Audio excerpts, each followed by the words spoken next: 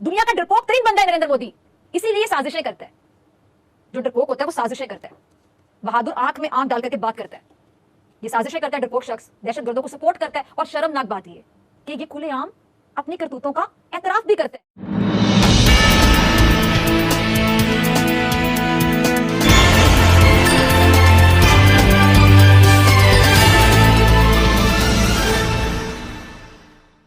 बदमाश दहशतगर्दों ने कान में काम करने वाले गरीब मजदूरों की जान ले ली। ऐसे दहशतगर्द है ना वो बेचारे जो अपने बच्चों की रोजी रोटी कमाने के लिए घर से निकले थे, उन्हें मौत की वादी में पहुंचा दिया। क्या कसूर था उन बेचारों का? अब उन गरीब बेबस बेकसूर मजदूरों के लवाही की इंसाफ के लिए बैठे हैं वहां पे, मुंह उठाए आसमान की तरफ देख रहे हैं, आसमान की तरफ, बिल्कुल उसी मछेरे की तरह जिसकी कमाई लुट गई थी। उनकी भी तो उम्र भर की कमाई लुटी है ना ये जो बैठे हैं। अब इस कत्ले नाहक पर दुहाई देने वालों में बूढ़ी बूढ़ी माएं भी शामिल हैं, जिनके बेटे छिन गए, वो बीवियां हैं जिनके सुहाग उजड़ गए, वो नन्हे नन्हे बच्चे हैं जिन्होंने अभी पूरी तरह से बाबा कहना भी नहीं सीखा था, उन्हें भी ये दरिंदे यतीम कर गए। क्या कसूर था इनका?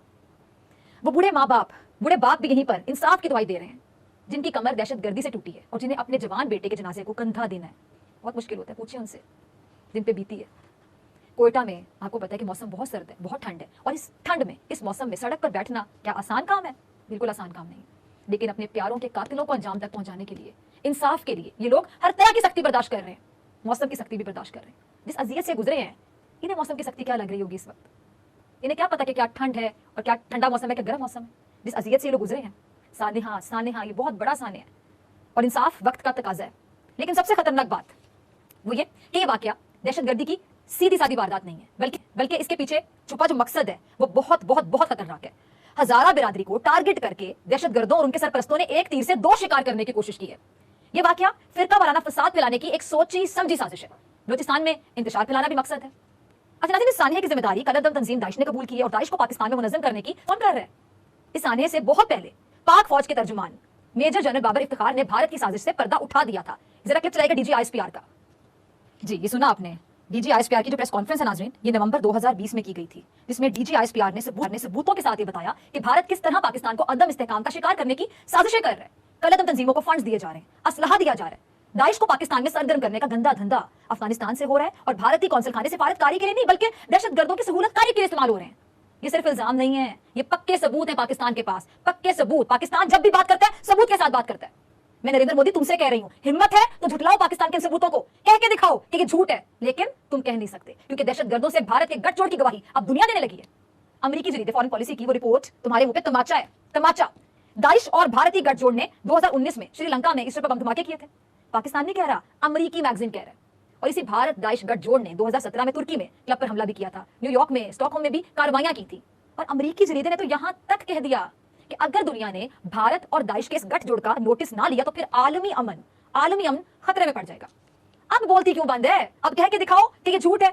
और तुम्हारी जो गंदी हरकतें, वहशतें और दहशतगर्दियों का एक और नाकाबिले तरदीद सबूत भी है पाकिस्तान के पास, जिससे तुम इनकार कर ही नहीं सकते। दिखाइएगा जरा। यह है भारत की औकात, भारत का असल रूप, यह है मोदी सरकार के काले करतूत। वो कर सकते हो, कह सकते हो झूठ है तो झूठ है। भारत का ये दहशतगर्द बेटा खुद मान रहा है कि वो पाकिस्तान में कैसा घिनौना खेल खेलता रहा। क्यों आया पाकिस्तान? ये कहां इसने कार्रवाइयां की और किसके कहने पे की, सब रिकॉर्ड पर मौजूद है। ये तुम्हारा चहीता तुम्हारे सारे गंदे धंधों का राज फाश कर चुका है। सबको पता चल चुका है कि कराची में चीनी कॉन्सुलेट पर हमला किसने कराया, कराची स्टॉक एक्सचेंज पर नाकाम हमले के पीछे आखिर कौन था। नरेंद्र मोदी, बड़ा शौक है तुम्हें पैसे फेंक कर तमाशा देखने, लेकिन याद रखना ये जो तुमने दहशतगर्दी कराने को बाकायदा तमाशा बना लिया, एक दिन तुम्हारा भी तमाशा बन जाएगा, और वो दिन दूर नहीं है। देखा आपने, कहते हैं कि दहशतगर्दों को पैसे दो और पाकिस्तान में जो मर्जी करा लो। बड़ा पैसा है ना भारत के पास, लेकिन सिर्फ इंसानों की जान देने के लिए, दूसरे मुल्कों में दहशतगर्दी कराने के लिए बड़ा पैसा है इनके पास, दहशतगर्दों की फंडिंग के लिए। मैं कहती हूँ शर्म से डूब मरने का मुकाम है तुम लोगों के लिए। शर्म से डूब मरो। अपने अवाम की खून पसीने की कमाई कातिलों पर उजाड़ रहा है भारत। ये गुजरात का कसाई नरेंद्र मोदी और उसके चहेते आम भारतीय भूख से मर रहे हैं, भारतीय किसान खुदकुशियां कर रहे हैं, और मोदी के जुल्म पर बकायदा दुहाइयां दे रहे हैं, लेकिन इनके लिए कोई पैसा नहीं है, कोई सहूलत नहीं है। लेकिन कराची हमले के मुबैना मास्टरमाइंड DLA के दहशतगर्द असलम अच्छू के नई दिल्ली में इलाज के लिए बहुत पैसे हैं। अवाम के लिए, बेचारी जिनकी गरीब जनता है उनके लिए कोई पैसे नहीं। मैं आपको बताना चाहूंगी कि बगल में छुरी और मुंह में राम राम कहने वाला जो नरेंद्र मोदी है, ये डरपोक है। ये सामने आकर मुकाबला नहीं कर सकता, इसमें नहीं है। दुनिया का डरपोक तरीन बंदा है नरेंद्र मोदी, इसीलिए साजिशें करता है। जो डरपोक होता है वो साजिशें करता है, बहादुर आंख में आंख डाल करके बात करता है। ये साजिशें करता है डरपोक शख्स, दहशतगर्दों को सपोर्ट करता है। और शर्मनाक बात ये कि ये खुलेआम अपनी करतूतों का एतराफ भी करता है। जरा चलाइएगा क्लिप नरेंद्र मोदी का। देखा आपने इस घटिया कमजोर शख्स को कि कैसे अपने मकरू कामों पर, काली करतूतों पर ये खुशी से फूला नहीं समारा।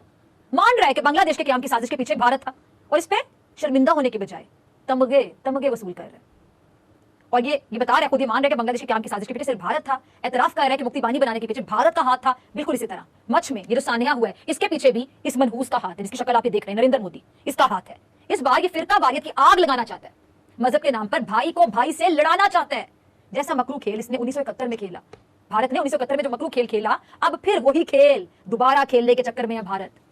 दहशतगर्दी और साजिशों के जाल बिछाए जा रहे हैं। मैं सारे पाकिस्तानी और खास तौर पर सियासी कहूंगी कि ये वक्त इत्तेहाद का है, इत्तेहाद का। दुश्मन की साजिश को समझकर फूंक कर कदम उठाने का वक्त है। सियासी रंजिशें भुलाकर दुश्मन को इत्तेहाद का पैगाम देने का है कि हम सब एक हैं, हमें तुम तोड़ नहीं सकते, तुम हमारा कुछ बिगाड़ नहीं सकते। क्योंकि इस बार दुश्मन फिर ताक में है और निशाने पर कौन है? निशाने पर है बलूचिस्तान। ये रॉ का एक एजेंट है। जरा इसका क्लिप देखिए, सुनिए जरा जबान संभाल कर झूठ उतना बोलो जितना हजम हो सके। कहां तहरीक आजादी और कहां दहशतगर्दी? सुना आपने? ये बोल रहा था, बकवास कर रहा था। इसको कहते हैं बकवास करना। ये बात नहीं कर रहा था, बकवास कर रहा था, झूठ बोल रहा था। ये जो बकवास कर रहा था कि जो तुम कश्मीर में करोगे उसका जवाब हम बलूचिस्तान में देंगे। कश्मीर की जो आजादी की जिद्दोजहद है उसे दहशतगर्दी से जोड़ है। आजादी की जिद्दोजहद का और दहशतगर्दी का, सच को झूठ बनाने की कोशिश कर रहा है, प्रोपेगेंडा कर रहा है, जिनका काम है। और ये राज अब सब पर खुल चुका है कि दुनिया में अगर कोई सर्टिफाइड झूठा है तो वो है भारत। भारतीय मीडिया झूठा मीडिया है।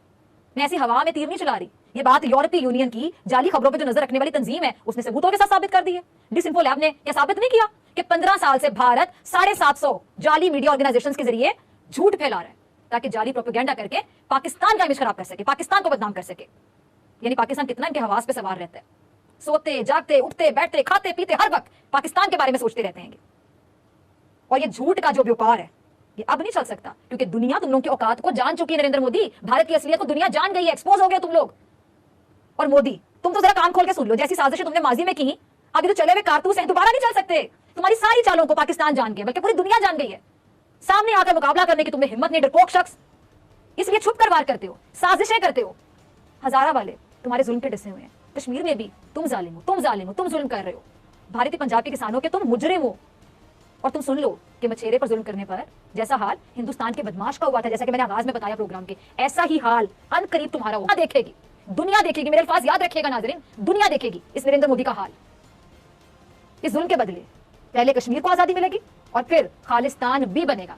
और ये नरेंद्र मोदी के भारत के सताए हुए जितने भी मजलूम है, देख लीजिएगा, एक दिन उनको उनका हक जरूर मिलेगा और भारत टुकड़ों में बट जाएगा। क्योंकि साजिशों का कारोबार और ये जुल्म का सिलसिला अब मजीद नहीं चलेगा, ऐसे नहीं चलेगा।